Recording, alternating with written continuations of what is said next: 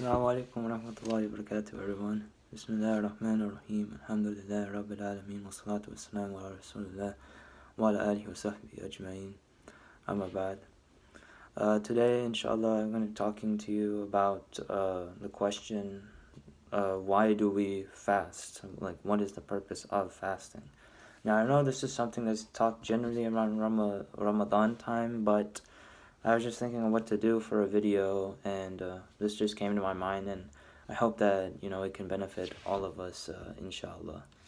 Now, we know that fasting in Ramadan is one of the 5 pillars of Islam. So we know that we have to fast from that, and that is obligatory for us, and that we do not eat or drink at all. But why? But why do we do it? Why do we stay away from food and drink? Why? What is the reason? Many Muslims, including me, like at some point, we do fast in Ramadan, but some of us don't know.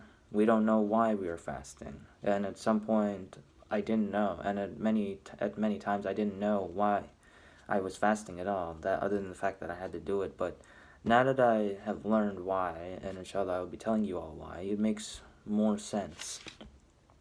In Surah Al-Baqarah, the second surah, in the 183rd verse, Allah subhanahu wa ta'ala, He says, "O you who have believed, decreed upon you is fasting, as it was decreed upon those before you, that you may become righteous." So Allah Azza wa Jalla is telling us that fasting is made obligatory for us so that we may achieve righteousness. But the righteous in this verse, in this context, is referring to taqwa. So we fast to achieve taqwa. Now, what does taqwa mean? We are fasting to achieve taqwa, but what is taqwa? Well, taqwa, like usually it is translated as meaning God-fearing, God-conscious, being conscious of God, fearing the punishment of God. This is what generally taqwa is translated as. It can also mean piety as well. And you notice in the Quran, taqwa is repeated many times in the Quran. But why is it repeated so many times in the Quran? Why is taqwa, like taqwa and variations of taqwa, why is it repeated in the Quran? Well, when fasting came down, to give you an example, it only came down in this verse, just one verse. Allah subhanahu wa ta'ala, He didn't tell us in the Quran many times, fast in Ramadan, fast in Ramadan, fast in Ramadan. No, Allah subhanahu wa ta'ala, He only told us once, and that was it. We fasted from then on. But He tells us in the many times in the Quran to have taqwa. So what does this mean? What is the wisdom behind this? Why does Allah subhanahu wa ta'ala tell us in the Quran many times to have taqwa?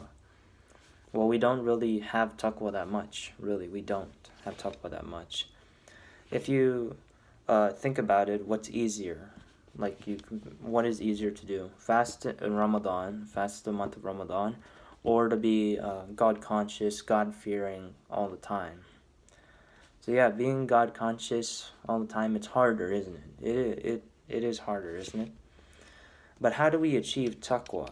How do we get taqwa?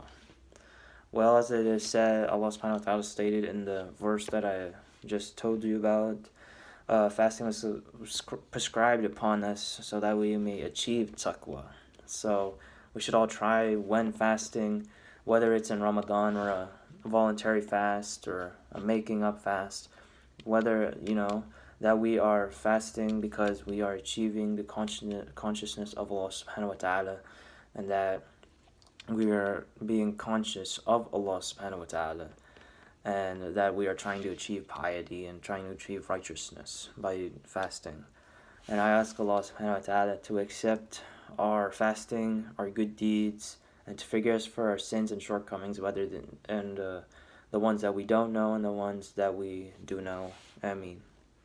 Okay, inshallah, I hope you all have benefited from this video. And if you could please share this with your friends and your family so that they may benefit from this as well. Inshallah ta'ala, until I see you all next time in the next video. Assalamu alaikum wa rahmatullahi wa barakatuh.